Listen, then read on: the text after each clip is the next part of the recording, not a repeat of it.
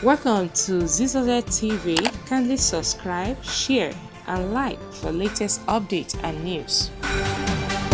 Welcome to ZZZ TV, where you can get your latest news as it breaks. Breaking news.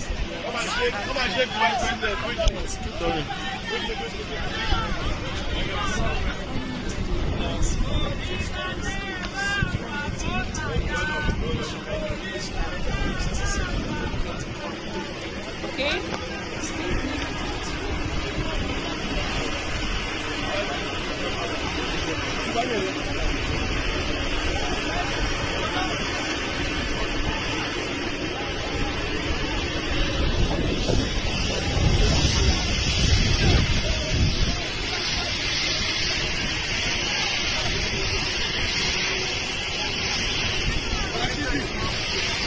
Sorry,